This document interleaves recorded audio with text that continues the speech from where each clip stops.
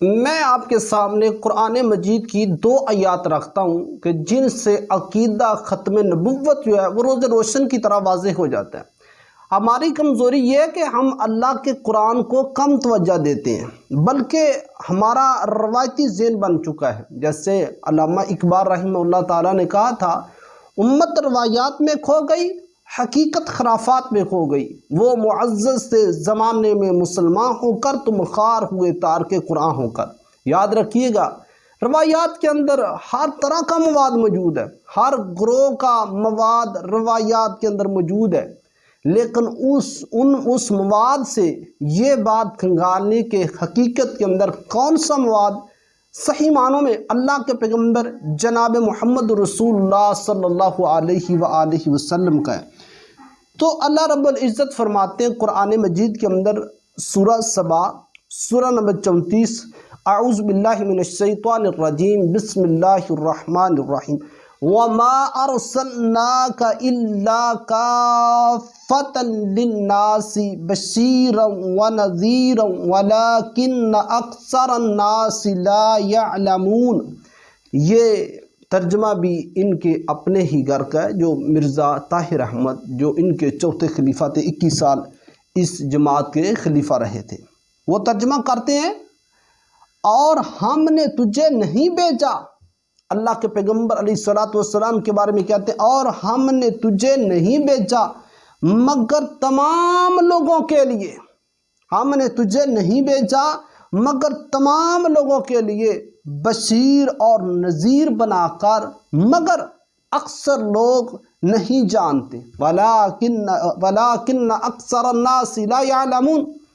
اکثر لوگ، اللہ رب العزت نے یہ بات اس وقت کہہ دی تھی کہ اکثر لوگ اس بات کو نہیں جانتے کہ رسول اللہ صلی اللہ علیہ وسلم کو اللہ تعالیٰ نے تمام کائنات کے لیے، قیامت تک آنے والے لوگوں کے لیے آپ علیہ الصلوۃ والسلام کو بھیجا، اور آپ کو بشیر اور نذیر بنا کر بھیجا۔ اور یاد رکھیے، نبی صلی اللہ علیہ وسلم کے بعد اللہ تعالیٰ نے نبوت کو پرماننٹ کے لیے بین کر دیے، مہر ثبت کر دی ہے، سیل باندھ جسے ہم بولتے ہیں، مہر ثبت کر دی اللہ تعالیٰ نے۔ آپ کو نبیوں کا خاتم بنا کر اللہ تعالیٰ نے بھیجا ہے۔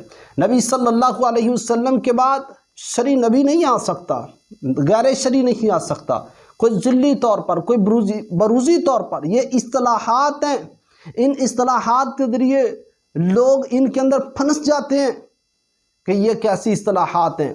تو یہ معاشرے کے اندر چلتی ہوئی اصطلاحات ہے۔ دیکھیں جی، ہم بھی اللہ کے نبی صلی اللہ علیہ وسلم کو خاتم النبیین مانتے ہیں، ہم تو ذلی طور پر یا بروزی طور پر یا شرعی طور پر نہیں، غیر شرعی طور پر۔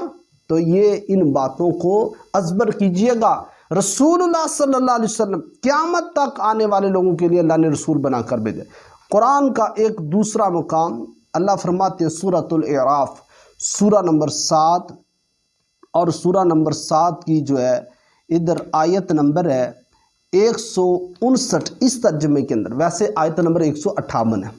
تو اللہ فرماتے ہیں، قُلْ يَا أَيُّهَا النَّاسُ إِنِّي رَسُولُ اللَّهِ إِلَيْكُمْ جَمِيعًا۔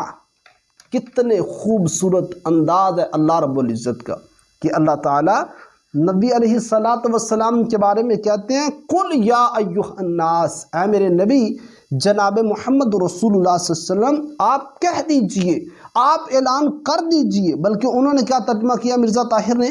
وہ کہتے ہیں، تو کہہ دے کہ اے انسانوں، یقیناً میں تم سب کی طرف اللہ کا رسول ہوں، جس کے قبضے میں آسمانوں اور زمینوں کی بادشاہی ہے، الذی لہ ملک السماوات والارض۔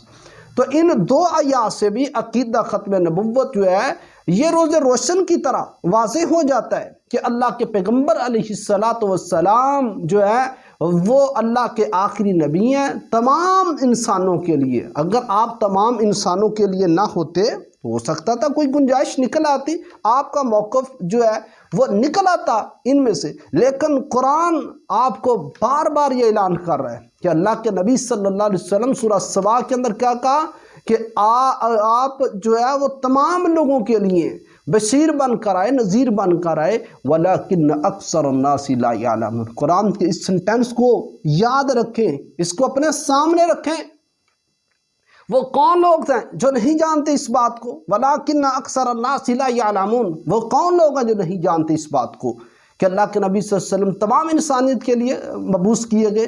اور سورہ اعراف کے اندر کھل کے ساتھ کہا قُلْ يَا أَيُّهَا النَّاسُ إِنِّي رَسُولُ اللَّهِ عَلَيْكُمْ جَمِيعًا۔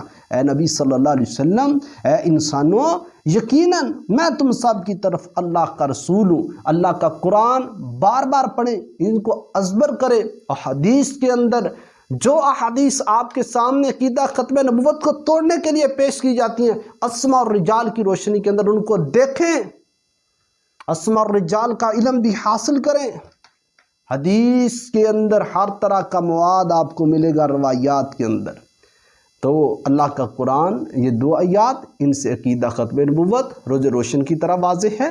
اللہ تعالیٰ اس عقیدے کو میں سمجھنے کی توفیق عطا فرمائے۔ اور میں آپ کو بھی دعوت دیتا ہوں، احمدیوں کو دعوت دیتا ہوں، بھئی آؤ اللہ کے قرآن کی طرف، اس کو توجہ سے پڑھیں، اس کی من مانی تفسیر مت کریں۔ قرآن کی بہترین تفسیر القرآن بالقرآن ہے۔